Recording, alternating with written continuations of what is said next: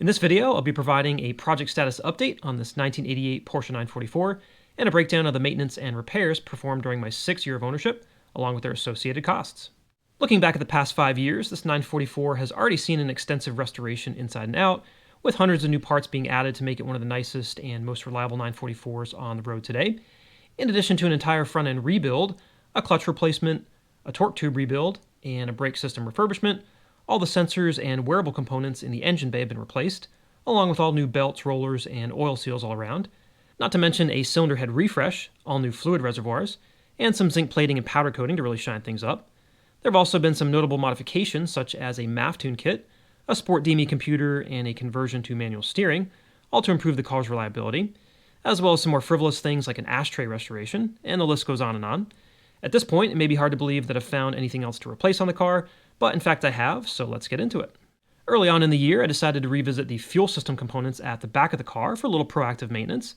The fuel pump had been replaced with a used part by the prior owner just before I took delivery of the car in 2019, and I replaced the fuel tank strainer, the check valve, and the fuel filter a few months later, but the rubber fuel lines were showing some signs of aging, and a brand new fuel pump would certainly add some reliability, so I decided to perform another fuel system refresh by replacing the Bosch fuel pump for $135, the missing rubber housing for $144, the fuel line from the pump to the filter for $163, and the cap nut and crush washers for $9. I also added in a new fuel filter since it was already back here for $34, along with all new clamps for each connection. Parts for this repair came to $539.03. For the longest time, I had been periodically inspecting the engine bay and below the car to chase down any new fluid leaks developing, and it seemed like the air oil separator's lid seal that I replaced in year 5 was going to be the last one to quit. Since that time, the engine had been leak-free for about 6 months, so I figured it was now safe to replace the fiberglass engine tray that was missing when I bought the car. Installation of this protective plate is pretty straightforward, where some M6 bolts and some spacer washers are used to secure the panel.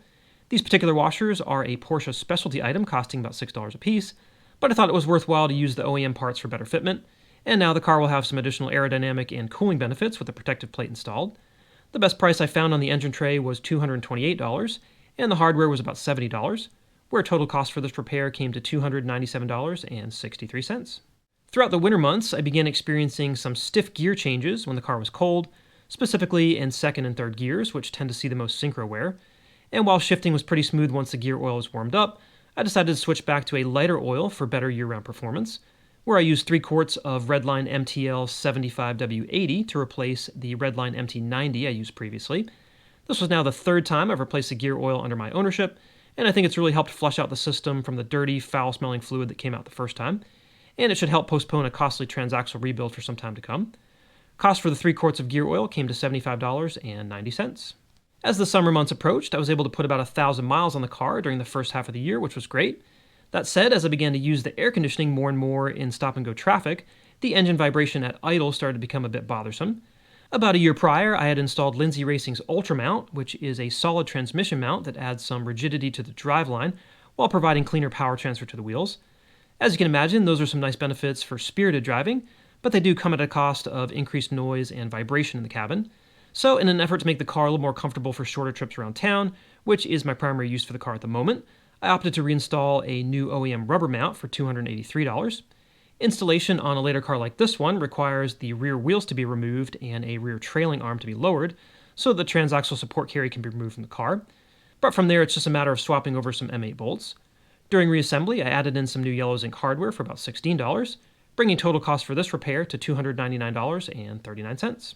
Towards the end of the year, I performed another oil and filter change with Valvoline's VR1 20W50 oil for $50, a Mala OC142 filter for $22, and a new drain plug sealing ring for 25 cents. I've used Valvoline's VR1 for the past 4 oil changes on the car and have had good results with it so far. Around this time, I also replaced a few aftermarket hose clamps in the engine bay with some OEM clamps, like this one here at the brake booster check valve for $10, and this coolant hose clamp at the cylinder head water socket for $5, just to bring everything back to a factory appearance. This completed the mechanical repair and maintenance items for year 6, which came to $1,337.60. In addition to these mechanical items, I completed some work on the interior and exterior of the car as well. As for the exterior, I replaced the missing rubber sleeve for the drainage hole at the bottom of the spare tire wheel well for $7. These rubber sleeves tend to break down over time and crumble into dust, and so they're often missing. The sleeves feature a large opening on top to allow water entering the cargo area from a failed seal to effectively drain out, and a narrow opening at the bottom to prevent water entering the car from below in wet driving conditions. I also replaced the aging rear license plate mounting bracket and hardware with new screws, spacers, and plastic nuts for $39. This package is sold as a kit under part number 928-701-95000, and includes everything you need to refresh the front or rear license plate brackets on the car. Exterior restoration costs for year 6 totaled $45.39. For the interior of the car, I replaced the cassette box hinge and frame assembly that had broken yet again, and unfortunately the cost for this part has doubled over the past 5 years from about $37 to an average price of about $76 today. I added in some new self-tapping lid screws for $18, and I reinstalled the cassette tape racks and partition panel for some retro vibes. Cost for this repair came to $96.34. I also replaced a missing seatbelt position clip for $11, where the front and rear pieces simply clip together over the seatbelt strap to prevent the belt clip from falling out of reach.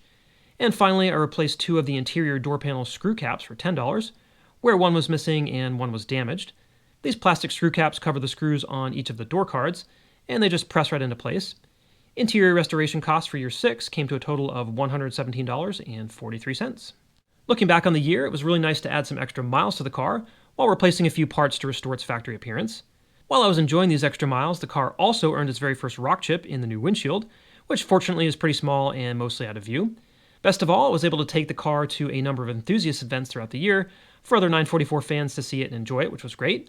My remaining goals for the car are really just to find more time to drive it, maybe have some paint correction done in a couple areas at some point, but anyway, here's a breakdown of costs for the year.